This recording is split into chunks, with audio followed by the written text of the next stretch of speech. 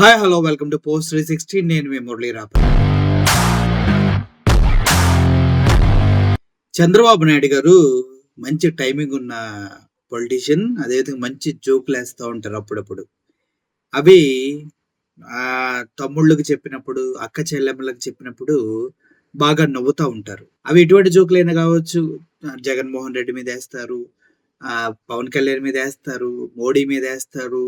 అసలు ఆయన జోకులకి వాళ్ళు వీళ్ళని తేడా ఉండదనమాట. అయితే ఇప్పుడు జోకు ఆంధ్రప్రదేశ్ మీద వేస్తున్నారేమో అనిపిస్తుంది చూస్తూ ఉంటే.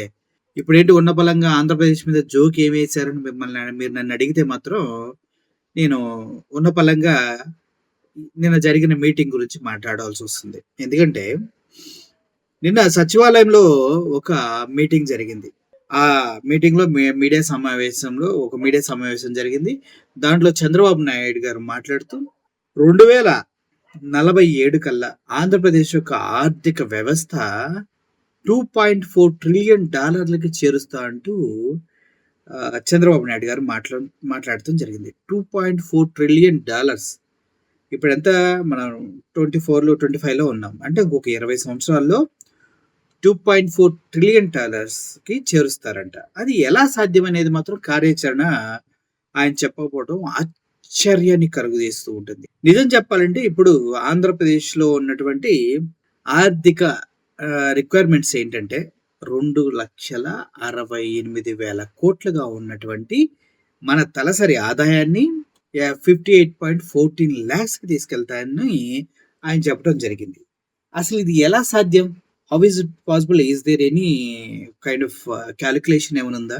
దీనికి సంబంధించిన ప్లానింగ్ ఏమైనా ఉందా? హెరిటేజ్‌ని అన్ని ప్రదేశాల్లో ఎస్టాబ్లిష్ చేస్తూ ఉన్నారా? హెరిటేజ్ పాలతో పాటు హెరిటేజ్ సిజర్స్, హెరిటేజ్ బ్లేడ్లు ఇవన్నీ అమ్ముతూ ఉన్నారా? ఎలా ఎలా ఎలా తీసుకెళ్తున్నారు అంత అగ్రస్థానానికి అనేది ఒక $1000 క్వశ్చన్ అనమాట. సారీ, ఈయన చెప్పిన దాన్ని బట్టి $2.4 ట్రిలియన్. బిలియన్ కూడా కాదండోయ్, $1 బిలియన్ కూడా కాదు, $1 ట్రిలియన్. $2.4 ట్రిలియన్ కి తీసుకెళ్తారంట.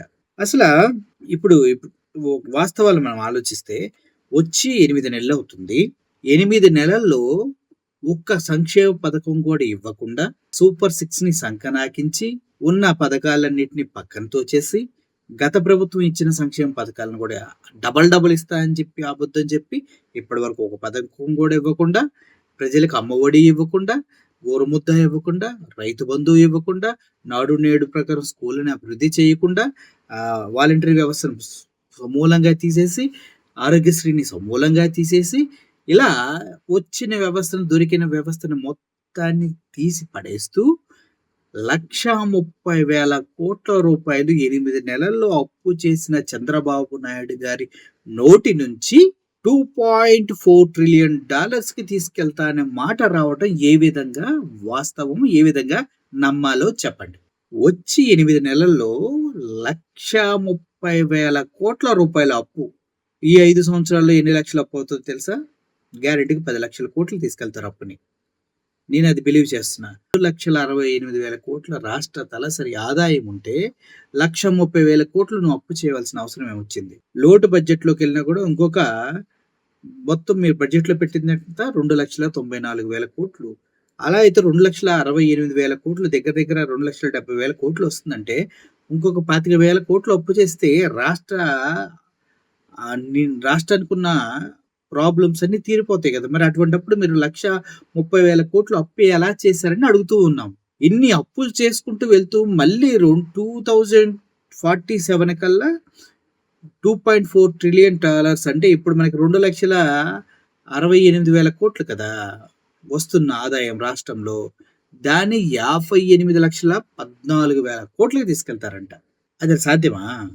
చెప్పేవాడుకి వినేవాడు ఎప్పుడు లోకువే.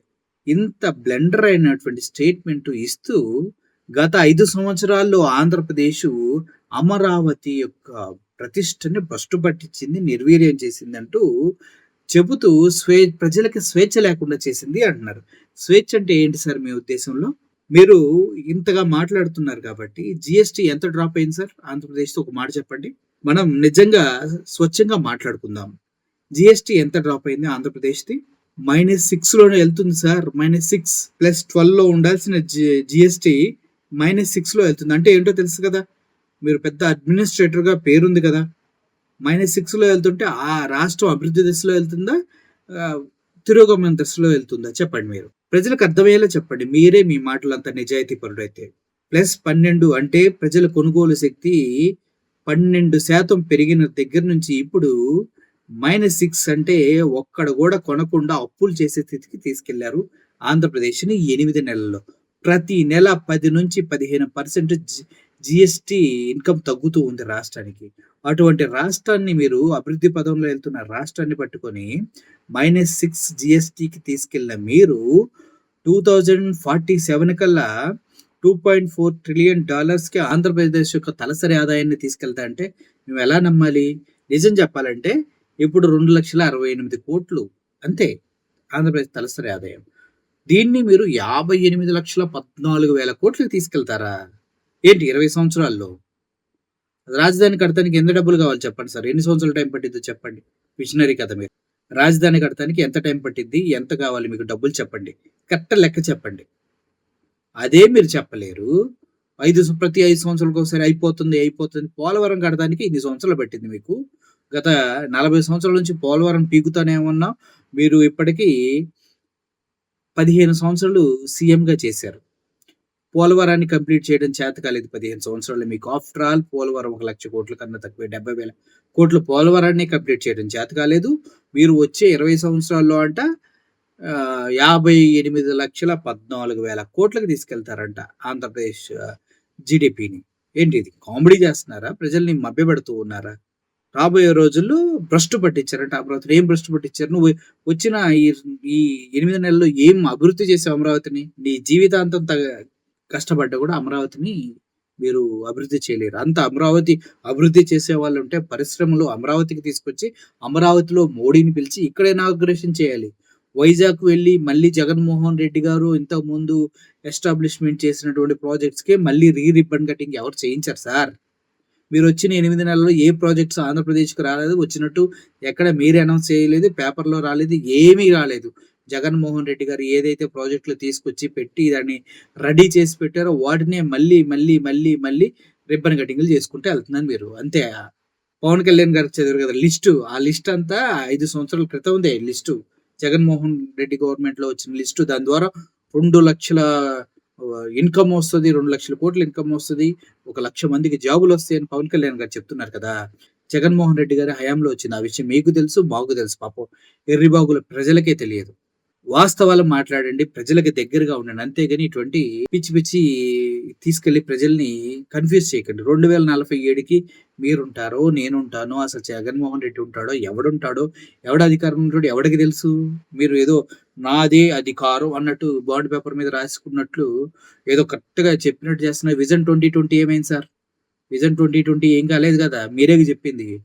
మరి అలాగే ఉంటది. ఇది కూడా విజన్ 2047 కూడా అని ప్రజలు అనుకుంటున్నారు సార్. ఆ ఒపీనియనే నేను మీకు చెప్తూ ఉన్నా. ఓవరాల్‌గా చూసుకోవాలంటే 58,14,000,00,000 సంవత్సరం ఆదాయము ఆంధ్రప్రదేశ్ రాష్ట్రానికి ఎప్పటికి రాదు సార్.